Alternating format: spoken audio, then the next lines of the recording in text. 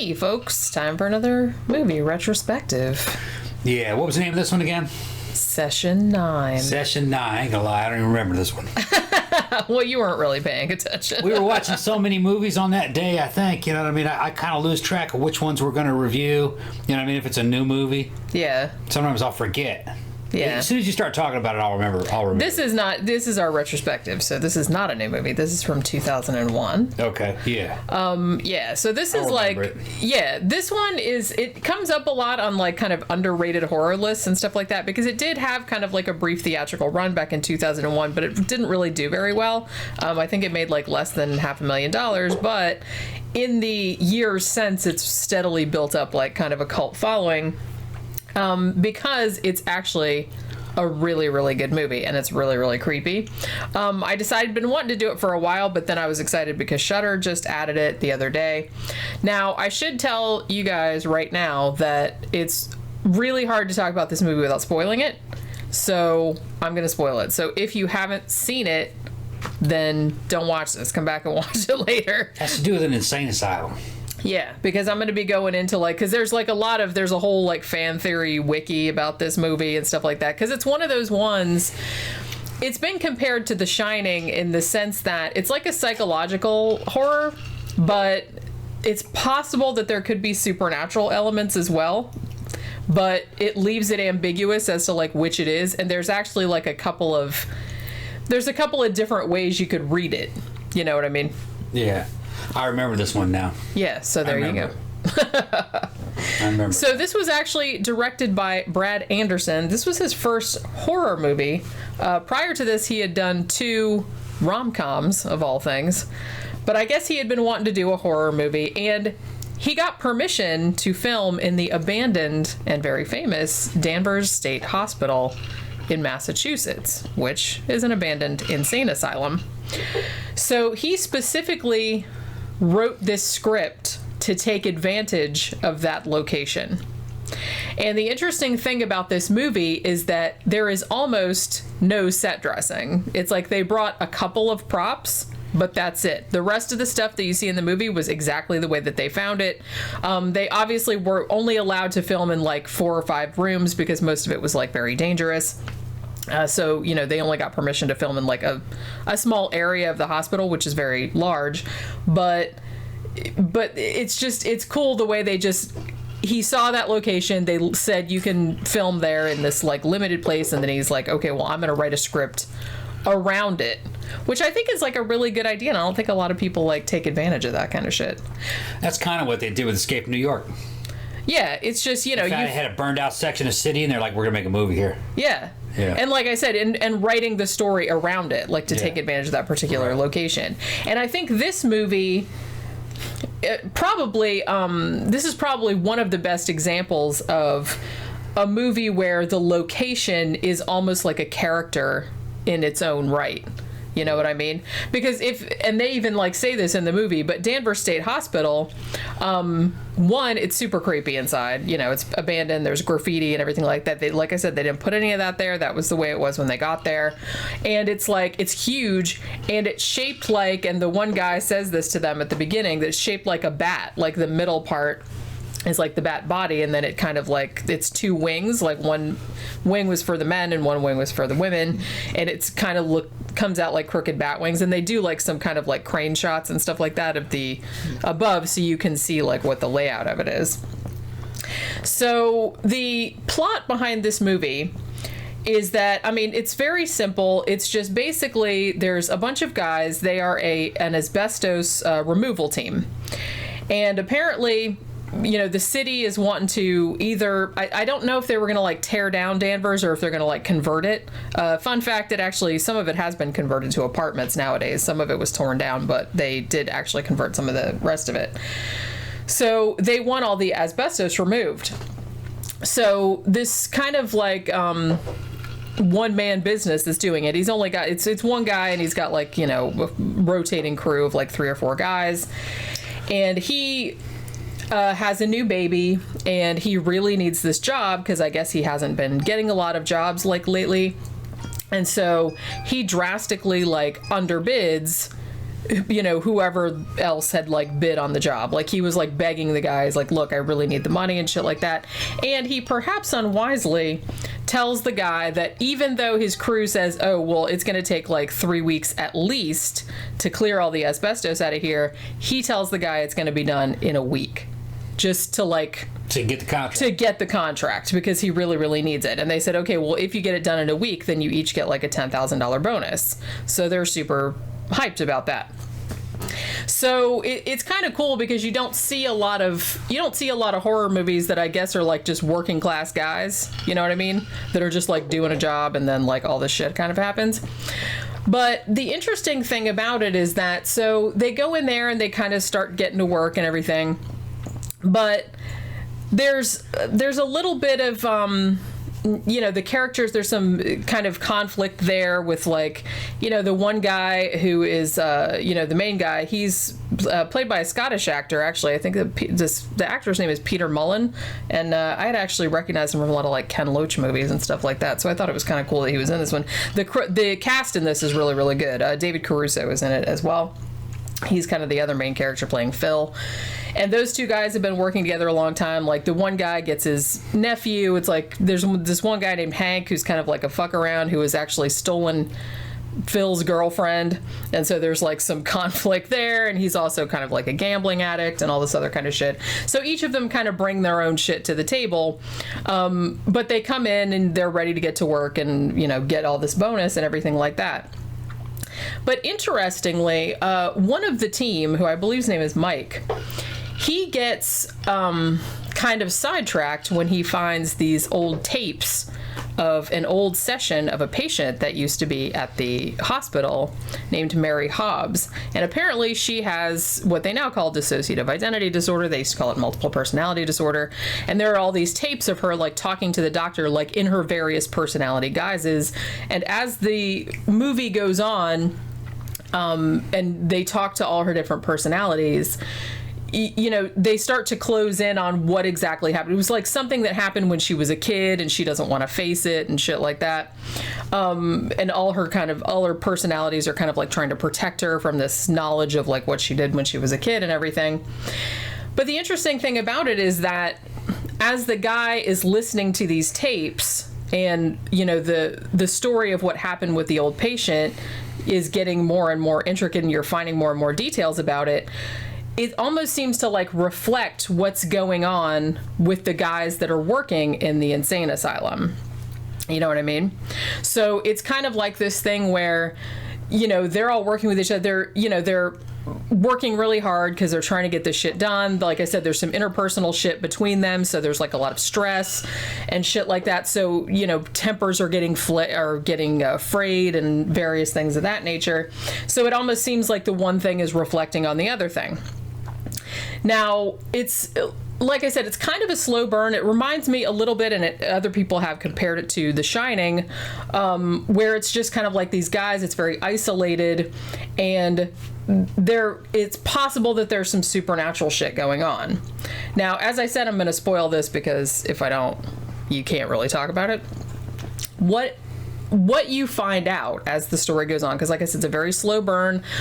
You get like Hank, who, he comes back to, he's farting around down in the, basement or whatever, one of the rooms where they're supposed to be removing some asbestos, and he finds like a hole in the wall and all these coins like start falling out of it. Like, it's almost kind of like a, what do you call it? A fucking thing at the casino, the machine. What are the fuck are those? Slot machine. There you go. I could not remember the name of that thing. So it's almost kind of like that, where all these like old silver coins are falling out, and he's like super jazzed, and he's like, "Ooh, these gonna like this is my exit strategy. These are like they're worth all this money." And then they kind of pull back, and you see that they're falling out of the crematorium, like he falls out of the shit out of the crematorium. And so he also finds one of those big long things where they used to give people they'd stick it in your eyeball and give you a lobotomy. Yeah, he finds one of that. So because he finds that in there, that's probably going to end up happening to him, and it does. Yeah. But yeah, they kind of go into that lobotomy thing early on. So, because there's this like the whole conversation between the lobotomies they used to give there, and I guess they said that it closed the insane asylum closed because of like public funding got cut, but also because there was like some kind of like satanic panic kind of scandal, which I thought was a nice touch. So he finds that all this other stuff, so he like sneaks back in the middle of the night so he can get all these coins and like get the fuck out of Dodge, so he doesn't have to share it with the other guys. And while he's there, he gets attacked by an unseen individual.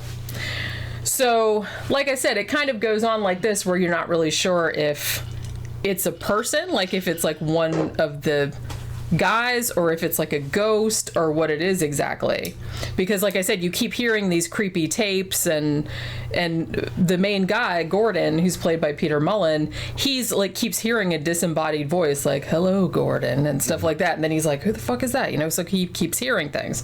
So you kind of think maybe it's haunted. But that's not really what's going on, as it turns out. Yeah. The movie is a well-made movie, but it requires you to pay close attention to it. It's like a mystery movie. It has elements of that. Yeah, and like I said, this is definitely, it can be seen as supernatural, but it's definitely a psychological horror. Yeah, you have to be in the mood for it. When I was watching it, I really wasn't in the mood for a kind of movie that you really had to pay real close attention to. But, you know, if I was in that mood, which sometimes I am, then I probably would have enjoyed it a lot more. It wasn't really holding my attention at the time. Like I said, I wasn't in the mood for it. Yeah. And a lot of watching movies has to do with the mood. Yeah. You know what I mean? Like, I've seen some movies that I hated them at the time. But it's because the mood I was in. You go back and see it later, and you're like, oh, yeah, this is pretty cool. Yeah. Mood has a lot to do with it. It does, yeah, because I've seen, you know, I've had the same thing happen where I saw something and I was like, well, this seems good, but I don't really feel like watching it right now. Because, like, you know, some nights I'm in the movie mood for, like, oh, let's watch a slasher movie, or, like, you know, some nights I want to watch an old one, some nights I want to watch a new one, so, you know. So, anyway, like I said, as Gordon, who seems to be, like, the main focus of this, whatever this is, this malevolent force, which you think it is at the beginning, because he seems to be getting more and more upset. There are some, you know, his temper's getting very short. He seems to be like forgetting things, and he's getting like really absent-minded. And also you start to suspect that something weird is going on, like with his family, because they show like shots of him sitting in his car, like across the street from his house, and like his wife and baby like go back inside the house. Like his wife looks at him sadly, as though he's been like kicked out of the house or something. You know, and he keeps hearing things like screams and shit like that. And finally he confesses to like one of the other guys that he actually hit his wife, and he feels really bad about it. So you think, well, maybe this is what this is. This is why he's kind of like unraveling, you know, not only that, but like I said, the stress of trying to get the job done, and like this creepy fucking place and all this other stuff. But it turns out, spoiler alert, that he has actually killed his wife and baby and their dog. Damn. Yeah. The day that he found out that they got the contract. What ended up happening was that he went home like with flowers and champagne and everything, like he's like, oh, I got a job, we'll celebrate, you know, I got a big job. And I guess she like accidentally, she was cooking something and she accidentally like spilled, like dumped boiling water on him, like because he still has like a like blistering on his leg and shit. And I guess he just like flipped out and just like went to town and just like killed the whole family. And so because he had been like kind of getting mentally more and more like fucking fucked up. They kind of like hint at that, you know, having the new baby and everything like that. Like he's just getting more and more stressed out. So his entire family is dead, but you don't really know that until the end. And then you find out that he, when Hank came back to get the money out of the wall, Gordon stuck the lobotomy thing like in his eyeball. So that dude's still alive, because one of the other crew, like, they think, because Hank is gone, and they think, oh, well, he must have just like, you know, won. He was always doing scratch off tickets. They said maybe he just won one and just like took off, because he wasn't like super conscientious or anything. So they didn't really think that much about it. But then a day or two later, one of them sees him like just standing up by the window very creepily, and he's just like kind of half dressed, and he just keeps saying, "What are you doing here? What are you doing here?" And like, so they can't figure out like what the fuck he's doing there. And then like when they go back, he's gone, so they think he's imagining it and all this other kind of shit. But it turns out that Gordon has been doing all of this the whole time. Like, he did that to Hank, and then he ends up killing all the other guys, but it's almost kind of like he's dissociated. So like I said, there is a relationship between his mental breakdown and the tapes of this Mary Hobbs patient that that Mike has been listening to, like in the basement. Now, okay, so you find out that Mary Hobbs in the past, she had this malevolent personality named Simon, and he was the one that's been talking. He's like has this super creepy voice, and he's the one, he was talking on the tape, but also Gordon heard him, like, you know, he heard him talking like in his head. And Simon apparently told her to kill her brother and her parents, which she did when she was a little girl. And, you know, so then her personalities had dissociated, and she had like forgotten about it. So she was like in the hospital trying to like sort through her feelings about it and everything. Now, there are several theories about Simon, because some people think that Simon was not actually one of Mary Hobbs's personalities, but was actually a demon, or was the personification of rage or anger or something like that, which is why, you know, Mary Hobbs in the past had this personality that made her kill her family, and then Gordon in the present, who had heard Simon's voice like in his head and had also killed his family. Like, you hear him saying things like, "Do it, Gordon," and shit like that. So that's how a lot of people have interpreted that maybe Simon is like a demon and that he like possessed or something like that. Then again, it could be too that I kind of like the interpretation where Gordon is like, because some people have thought all the other guys like in the crew, like on his crew, like he imagined them, like those are all his personalities. Or that maybe Gordon is not a real person and that he's one of Mary Hobbs's personalities.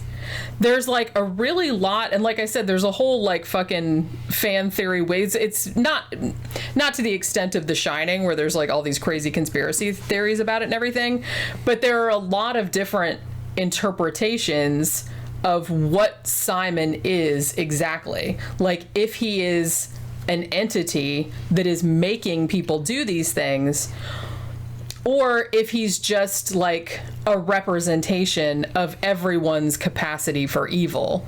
You know what I'm saying? Yeah. Because there's a couple lines, like when Mike is listening to the tapes of Mary Hobbs and she's talking in some of the other personality voices.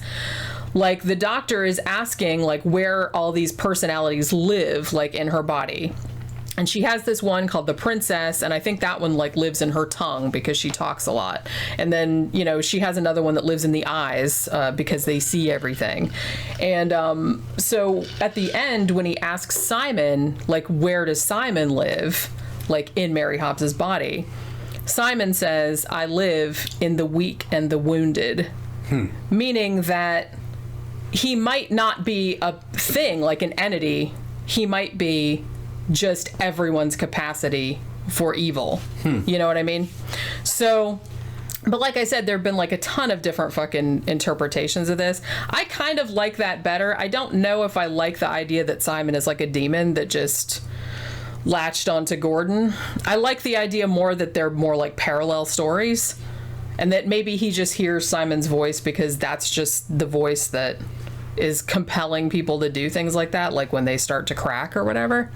But yeah, it's like, it makes me sad because I feel like this movie, it's just really, really good, and it's really creepy, and it's just kind of like, it's, you know, it's a slow burn. Like I said, it's a psychological horror. If you like The Shining, I would think that you'd probably dig it, because it's kind of a similar thing where, you know, there's just a really creepy place, and like I said, in this case, it's a real place, you know, and it's just these guys that are kind of slowly losing their sanity a little bit, you know, like in their interactions with each other, and then like the, you know, the kind of the past reflecting on the present and everything like that. But it really kind of makes me sad the way when it first came out in 2001, it kind of came and went. And then for years, it seemed like one of those ones that just kind of fell through the cracks and everyone sort of forgot about it. And I feel like now if you watch, because I watch a lot of horror channels, and there's like a lot of lists of like, you know, best underrated horror, and usually this is on there. And I think even nowadays, like some horror channels have it like listed as in their top 10 of, you know, horror movies of the 2000s, which I would definitely agree with. Like you said, I mean, you really have to be in the kind of mood to watch it, because it's not like Monsters, it's nothing like that. There's some gore in it, like some bloody murders and stuff like that, but it doesn't really happen till the end. Most of the first part of it is just like psychological horror. It's just like mystery. You're just kind of like watching these guys interact with each other, and then there's like a kind of like just weirder and weird. It kind of ramps up like little weird details. I was under the impression that the movie probably wouldn't play real well before a theater. That's true. Before a live audience. This is more like something that you'd watch at home, and you're a horror movie freak or fanatic or in a mystery type person, and you pick through it over and over again and try to figure it out.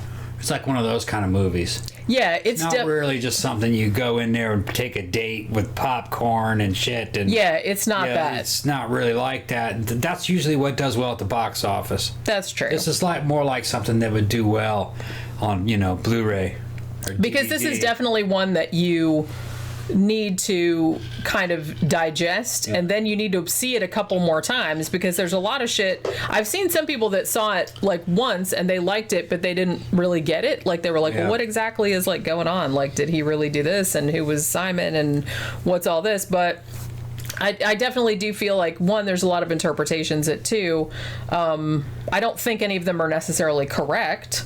But it's definitely one that you really need to rewatch. Now, what I've heard is that apparently it had an alternate ending that some people like better, and there was like a lot of deleted scenes, and from everything I've heard, like, I haven't seen them, but a lot of people thought that they probably should have left them in there, because apparently they cut out an entire character who was like, she was a homeless woman, and apparently she had been a patient there.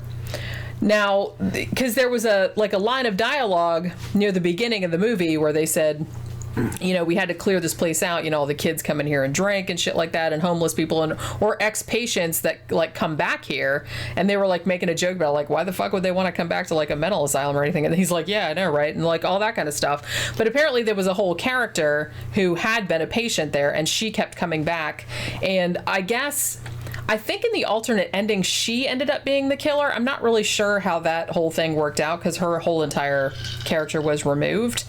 But I think what ended up happening was that test audiences, they didn't like her character because they thought that she was supposed to be Mary Hobbs, you know, the original patient, and I guess she wasn't. So people were like confused about, well, it's like, well, if it's not Mary Hobbs, then what is she doing in the movie? So they took her whole shit out. Yeah. You know what I mean? So if you have the Blu-ray, it apparently has like all these deleted scenes and an alternate ending on it that, like I said, I've seen some people actually liked it better, but it kind of seems to put like a whole new spin on the plot and like a whole new... Kind of reminds me of Prometheus. Yeah. Alien fans they hated Prometheus when it came out. It kind of bombed at the theater, and they griped about it. You know, because it wasn't exactly what they wanted. But I loved that movie. You could watch it over and over again and try to pick it apart. That and Alien Covenant, you know, because it doesn't spell it out, and it's not what you expect, and you know, so they're saying, oh, it doesn't make sense, but if you watch it enough times, it does make sense. Just that it's not really meeting up with your expectations, you know what I mean? That particular movie, because they want it to go a certain way, and that's not the way that movie's going. Well, like I said, I always thought that was really and they lame. Take things it's like, for granted too. If you, you know, and I said this probably in our Halloween show too, but it's like that's why I'm very willing to just like I don't like having expectations of any kind. Like when I go watch a movie, like there's ones that I want to see. Like if it's a horror movie, I'll probably want to go see it more than another kind of movie, for example. But I try not to read reviews. It's like sometimes I see a trailer, but that's about as far as I'll go. I don't like to look at audience ratings. I don't like to look at anything like that. I don't even really like to know what it's about so much. I just like to kind of like take it as it is and see how I feel about it. Like I said, I don't really like to have any expectations, because then, you know, I just feel like you're setting yourself up for disappointment. Well, that's what happened with the audience. That, you know, audiences that paid to go see Prometheus. You know what I mean? They approached that movie with a whole bunch of baggage from Alien and Predator, and then they assumed a lot of stuff. Like they assumed that the crew of the Prometheus was the crew, when they weren't the crew. Yeah. The crew was the damn robot. The robot did all. I mean, the crew was just damn test subjects.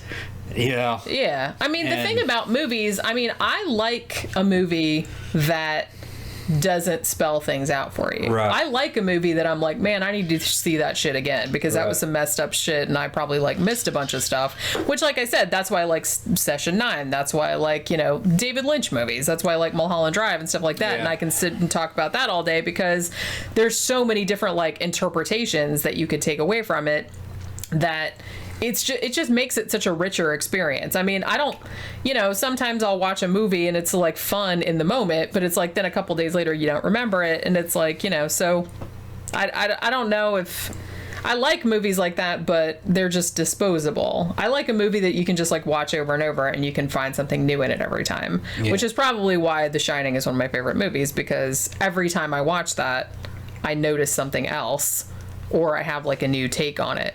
You know what I mean? Right. And I feel like Session 9 is a little bit like that. Like I said, if you can, there's a whole bunch of different, there's a supernatural way you can take it. There's like a psychological way you can take it. You can take it as like a parallel type of thing. You say a demonic thing. Maybe it's possession. Maybe it's not.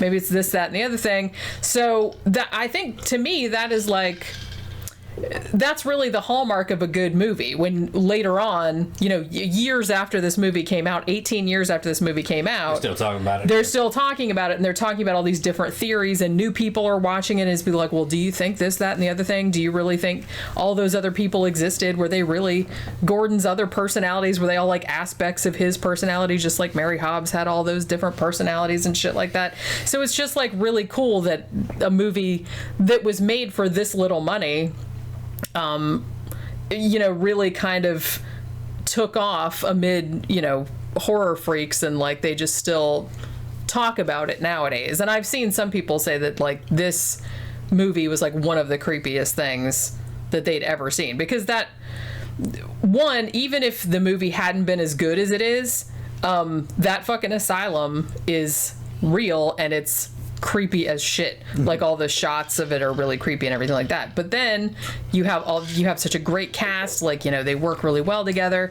You have all those creepy fucking tapes, like that Simon voice, which is like super weird, and then like you have this whole psychological crap going on, and it's like really, really creepy. And it's just like, it's such a great movie, and it's just like, I'm really glad that it seems to have gotten a little bit better known nowadays, because I feel like I didn't even see it until many years after it came out, just because. Yeah, some things get appreciated as time goes along. Yeah, a lot of things are not appreciated at the time they came out. I mean, shit, look at something like, you know, The Thing. We use that for an example all the time. That was pretty critically. Yeah, people didn't like The Thing when it came out. And yeah, audiences didn't like it either, like when it first came out. And it's my dad liked it, and a few other people liked it.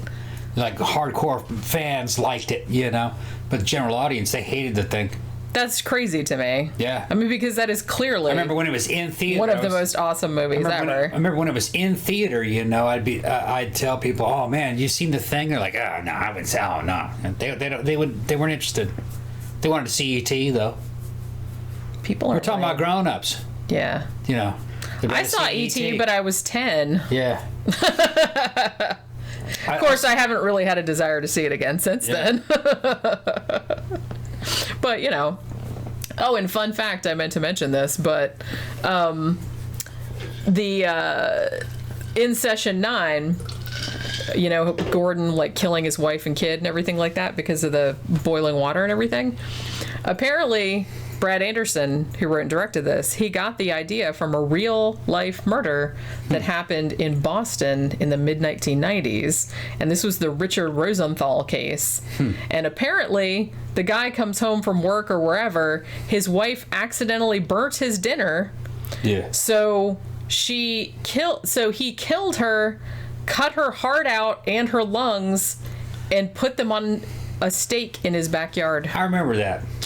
Although it wasn't just because of the burning, Well, I hope not. I was like, that's a little There was a excessive. lot more to it than that. I remember that. That's a little excessive. I don't remember all the details, but there was more to it than that. Well, there always is. Yeah. But... And one of the factors being that he was a fucking nut. Well, clearly. Yeah. Because, people burn food all the time. Y'all need to settle down. That's just, nobody deserves getting their fucking heart and lungs cut out, put on a stake just for burning your fucking mac and cheese or whatever the hell. But yeah, so seriously, if you haven't seen Session 9, I know it just spoiled it and everything like that, but tell me what your theories about it are. I tend to think he's probably Simon's probably not a demon, but if you want to think that, that's perfectly legit. It's, there's evidence to support that theory as well. But if you want to watch it, I'm sure you can rent it on Amazon Prime, but Shudder just added it probably a week or two ago, which was the reason that I pushed it up in the list of movies that we're going to review, because I've been wanting to do this one for a while. So you should definitely check it out because it's really, really good.